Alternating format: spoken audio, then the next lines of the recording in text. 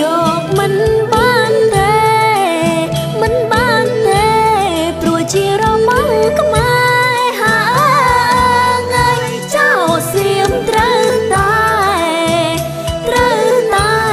ចងចាំឲ្យច្បាំងចងចាំឲ្យច្បាំង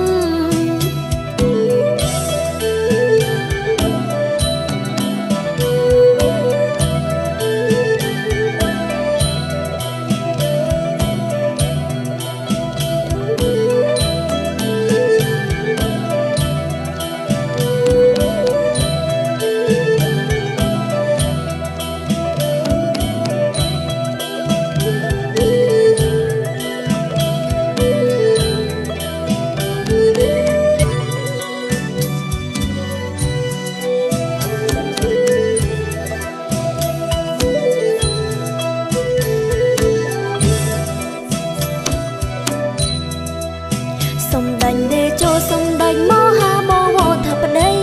ខំប្រឹងយប់ថ្ងៃរៀបក្បួនការពារសំដាញ់ដេជោសំដាញ់មហាបវរថាប្តីខំប្រឹងយប់ថ្ងៃរៀបក្បួនការពារចរចាធានាការពារទាំងដីខ្មែរ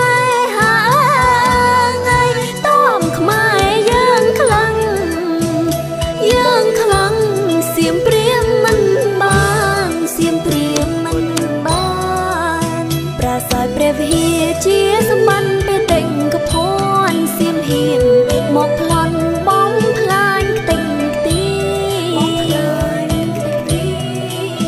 ប្រាសាទព្រះវិហារជាសម្បត្តិពេលតែងកភ័នសៀមហ៊ាន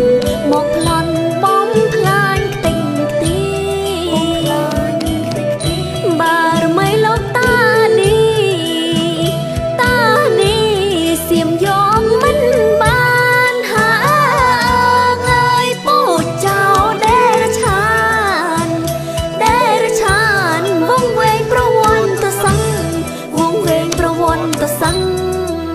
ប្រាសាទតាមុនតូចប្រាសាទតាមុនធំ